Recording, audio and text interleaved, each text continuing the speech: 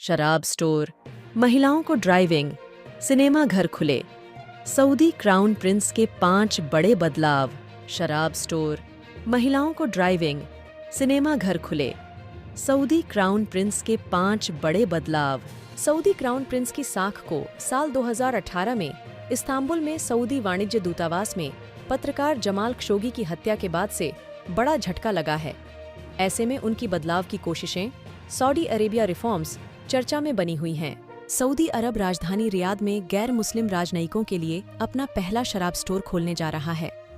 सूत्रों के मुताबिक सुधारों की सीरीज में सऊदी सरकार की रिफॉर्म्स अंडर सऊदी अरेबिया के इस नए कदम को मील के पत्थर के तौर पर देखा जा रहा है।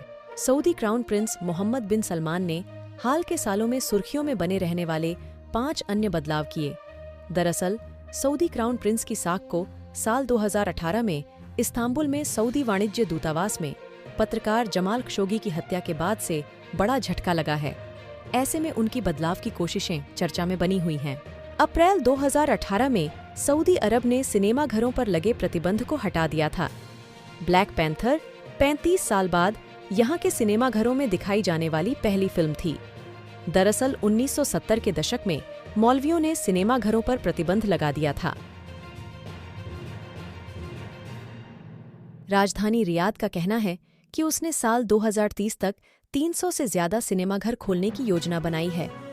हालांकि टीवी कार्यक्रमों की तरह फिल्मों में सेक्स, धर्म या राजनीति के कंटेंट पर रोक के लिए सेंसर बोर्ड अपनी कड़ी नजर रखेगा।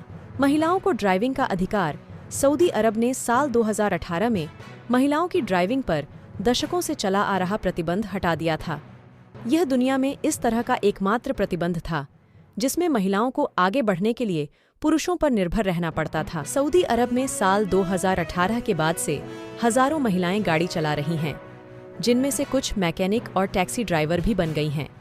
हालांकि सऊदी सरकार के इस कदम से पैदा हुए उत्साह से उन महिला कार्यकर्ताओं की कार्रवाई से झटका लगा जिन्होंने पहले प्रतिबंध हटाने के लिए अभियान चलाया था।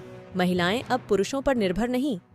सऊदी अरब ने साल 2019 में 21 साल या उससे अधिक उम्र की महिलाओं को बिना पुरुष अभिभावक जैसे पति, पिता या अन्य पुरुष रिश्तेदार की परमिशन के बिना ही पासपोर्ट का आवेदन करने और विदेश यात्रा पर जाने की परमिशन दे दी थी।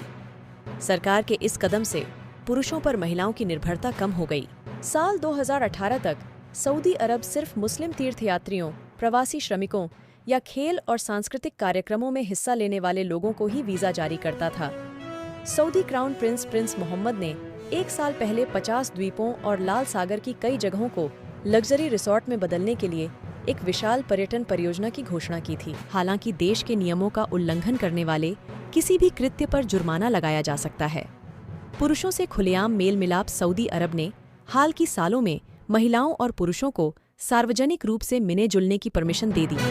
सऊदी में सालों से महिलाओं और पुरुषों के खुलकर मिलने पर प्रतिबंध था।